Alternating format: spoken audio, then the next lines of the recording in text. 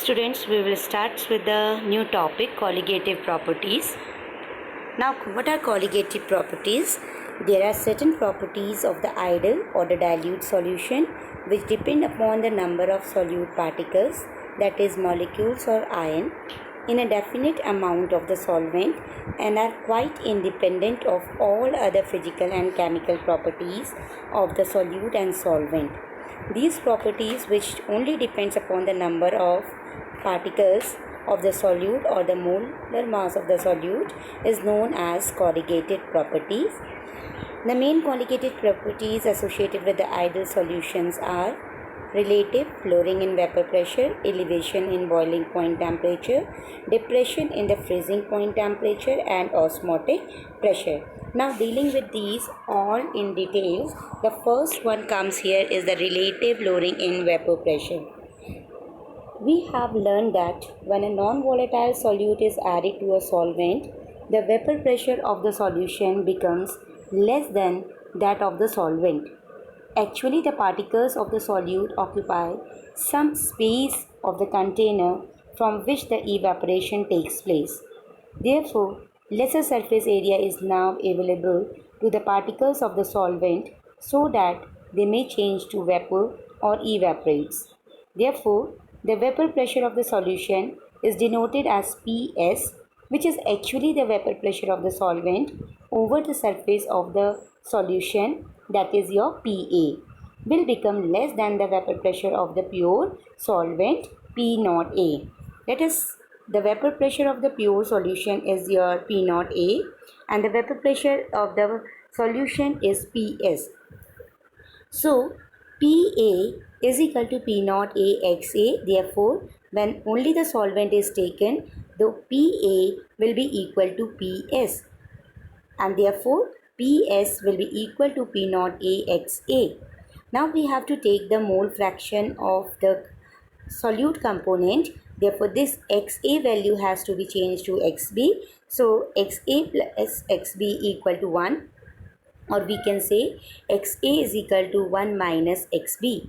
And putting these at the value of XA, Ps is equal to P naught A 1 minus XB, or Ps upon Pa is equal to 1 minus XB. XB will be equal to 1 minus Ps upon P naught A, and solving it we will get that XB is equal to P naught A minus Ps upon Pa. So P naught A is the vapor pressure of the pure solvent, whereas Ps is the vapor pressure of the solution. Therefore, P naught A minus Ps term represent lowering in vapor pressure of the solvent, and the whole term P naught A minus Ps upon P naught A represent the relative lowering in the vapor pressure of the solvent as comparison to the vapor pressure of the pure solvent. And we know that XB is the mole fraction of the solute, and the formula for the mole fraction of the solute is your NB upon Na plus NB, whereas NB is the number of moles of the solute particles upon total number of moles of the solution. So bifurcating this formula into WB upon MB upon WA upon MA plus WB upon MB. Taking the value of NB very small, so we can neglect this value, and the formula become P naught A minus Ps upon P naught A equal to WB upon MB into MA upon WA.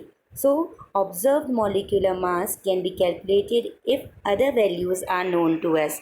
This formula can be used for the very dilute solution or for the ideal solution, but to determine the molar mass, MB value for the solute for both dilute and concentrated solution, we use the formula P naught A minus Ps upon Ps equal to NB upon Na, or we can bifurcate this formula into WB upon MB into Ma upon Wa. So we will solve these numericals based on these formula. The next colligative property is our elevation in boiling point. The boiling point of a liquid is the temperature at which it boils, or the pressure on the surface of the liquid becomes equal to the external pressure. If the external pressure is 1 atmosphere, the boiling point of the liquid is called normal boiling point temperature. Suppose if a small amount of non-volatile solute is added to a volatile solvent, the vapor pressure of the solution form will decrease. This means the solution will have to be heated to a higher temperature in order that its vapor pressure is equal to the atmospheric pressure. Therefore, the boiling point temperature Tb of the solution will be more than that of the pure solvent T0b, and there will be elevation or rise in the boiling point temperature, which is denoted by delta Tb. And the value of delta Tb will be equal to Tb minus T0b, where Tb is the boiling point temperature of the solution and T0b is the boiling point temperature of the pure solvent. We also know that delta Tb is directly proportional to the decrease in the vapor pressure, and it also directly proportional to its molarity of the solution. And to remove this proportionality sign, we are having another proportionality constant known as Kb. The Kb is known as molar elevation constant or the molar ebullioscopic constant.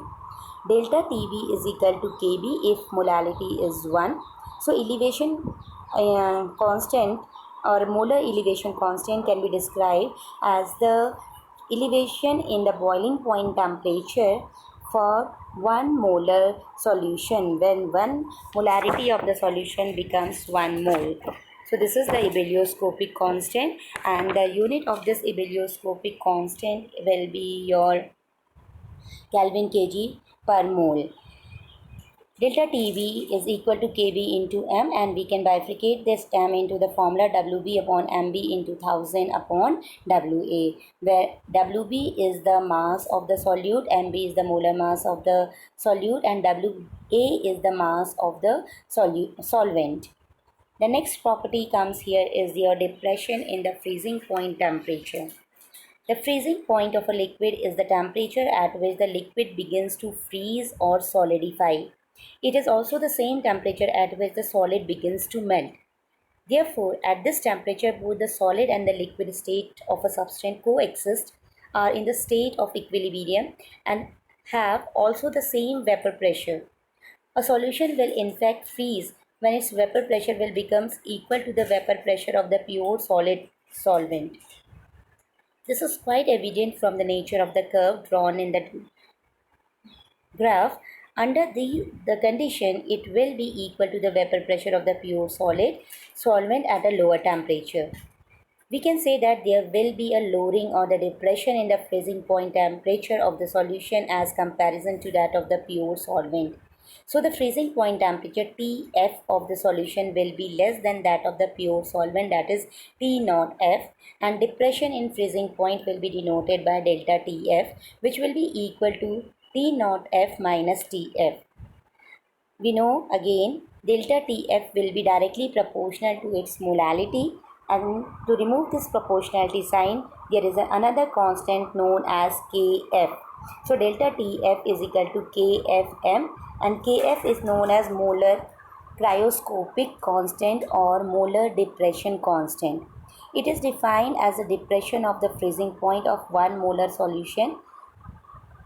If the value of m is equal to 1, then it will becomes the depression molar elevation cryoscopic constant. The next one is your osmotic pressure or osmosis. Osmosis is defined as the spontaneous movement of the solvent molecules either from the pure solvent into the solution or from the dilute solution into the concentrated solution through the semi-permeable membrane. Osmotic pressure is the external pressure that has to be applied on the solution to prevent the osmosis of the solvent into it through a semi-permeable membrane. The external pressure that has to be applied on the solution to prevent the osmosis of the solvent into it through a semi-permeable membrane is known as your osmotic pressure. So there is a reverse osmosis also. The direction of the osmosis can be reversed if the pressure higher than the osmotic pressure is applied on the solution. This is also called reverse osmosis or RO. As a result, pure solvent flows out of the solution through a semi-permeable membrane.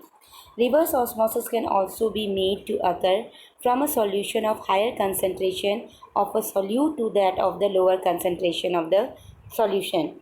So here reverse osmosis is used in the process of desalination of our water. The formula of the osmotic pressure is derived from the Van 't Hoff theory of dilute solution. Here we are having Boyle's Van 't Hoff laws. Pi is directly proportional to the molar concentration at constant temperature. And now Gay-Lussac's Van 't Hoff laws is there, where pi is directly proportional to temperature. If we compare these two, if we add these two laws, it will be pi is directly proportional to Ct, and pi is equal to Rct, where C is the concentration and it is your molar concentration, so it will become N by V, number of moles of the solute upon the volume of the solution in liters. So pi V is equal to nRT, or we can say pi is equal to nRT upon V. As osmotic pressure is also denoted by P, therefore PV is equal to nRT, and this is the Van 't Hoff equation for the dilute solution. So we can write pi V is equal to WB upon MBRT, and in this way we can find the molar mass of the solute.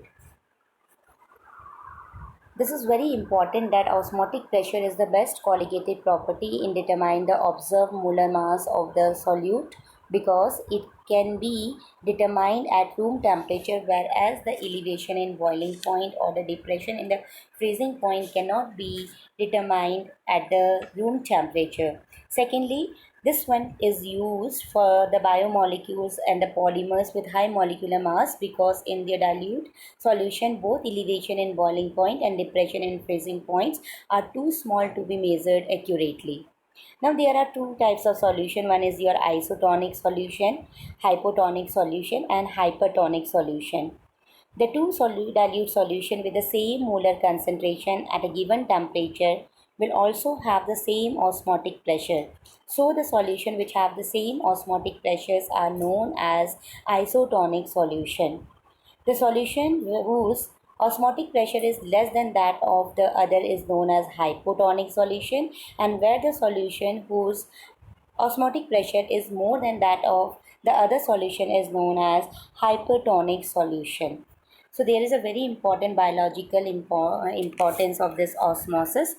In human being, the process of hemolysis or plasmolysis of the cell takes place because of this osmosis process only. It is very common observation that people taking a lot of salt or food rich in salts develop swelling called edema. This is due to the intake of extra water in the body due to osmosis. Similarly, the gargles with the saline water are often advised to the patient suffering from the sour throat.